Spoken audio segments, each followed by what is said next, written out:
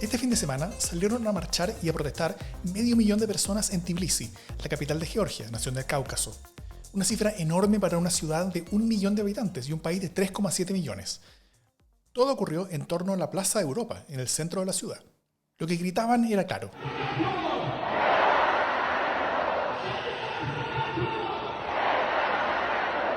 sí a la Unión Europea, no a Rusia; sí a Europa, no a la ley rusa. Y si esto se parece bastante a la revolución del 2014 en Ucrania, no es ninguna casualidad, los hechos parecen calcados.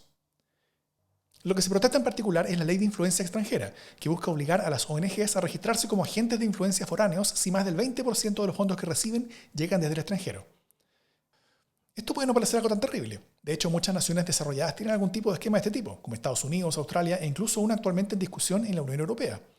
En estas leyes y proyectos lo central es quedarse en la transparencia de la información de quién recibe financiamiento extranjero. La ley de Estados Unidos, por ejemplo, se estableció para identificar los intentos de influencia de la Alemania nazi en la década de los 1930. Era necesario establecer cuándo había financiamiento desde ese gobierno.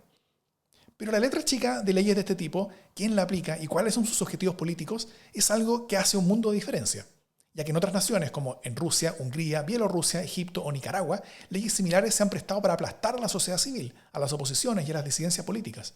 Esto lo hacen a través de leyes de muy amplia interpretación, que les da extraordinarios poderes a los gobiernos para intervenir a la sociedad civil. Y hay que decir que la solidaridad internacional expresada a través de la colaboración y el financiamiento de la sociedad civil no solo es perfectamente legítima, sino que muchas veces es absolutamente necesaria, sobre todo cuando la sociedad civil organizada está amenazada ante gobiernos que quieren acallarla y desarticularla. Eso es justamente el miedo hoy en Georgia, donde las organizaciones de la sociedad civil han sido claves en el giro de ese país desde la órbita rusa hacia la órbita europea, que ha sido muy notorio desde la Revolución de las Rosas del 2003, que terminó con la renuncia del presidente Edvard Shevardnadze y su reemplazo por Mikhail Saakashvili.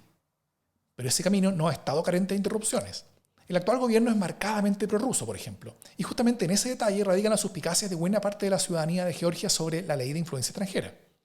Porque la ley de influencia extranjera rusa, establecida el año 2012, se convirtió rápidamente en una herramienta utilizada por su dictadura en contra de la sociedad civil, la prensa libre y la disidencia de todo tipo.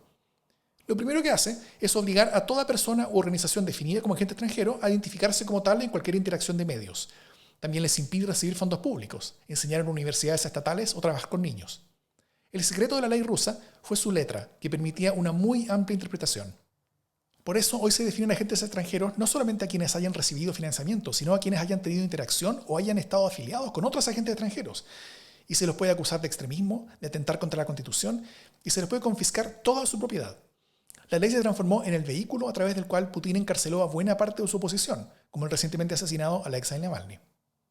En Nicaragua, siguiendo ese ejemplo y con objetivos parecidos, aprobaron su propia ley el año 2020, obligando a toda organización que recibe cualquier financiamiento extranjero a reportar mensualmente sus gastos al gobierno, y prohíbe a cualquier persona asociada a ellas, también designados agentes extranjeros, de presentarse a elecciones. Esa fue la vía por la que Daniel Ortega logró descalificar a la mayoría de las candidaturas presidenciales que quisieron competirle, y luego perseguir legalmente a varios de ellos hasta encarcelarlos o exiliarlos. El otro ejemplo relevante es la ley de agentes extranjeros más breve del mundo, que fue la ucraniana.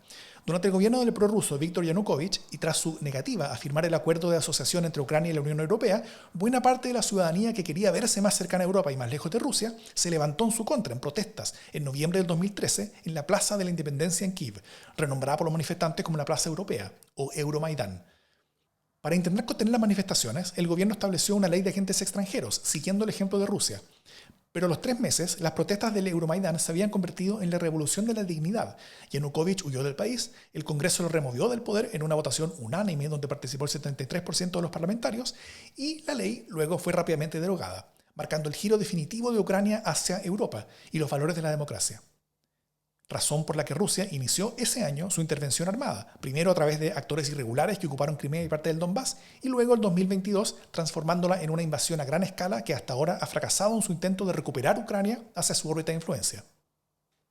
En Georgia, su parlamento había propuesto esta ley de influencia extranjera el año 2023, pero tras grandes protestas suspendieron la discusión por un año, hasta este abril, cuando volvió a tramitarse en el Parlamento. Desde entonces, las protestas solamente han escalado, siendo lideradas por 400 ONG y 7 partidos de oposición. La ley fue finalmente aprobada este 14 de mayo, pero ni las protestas ni esta lucha han terminado.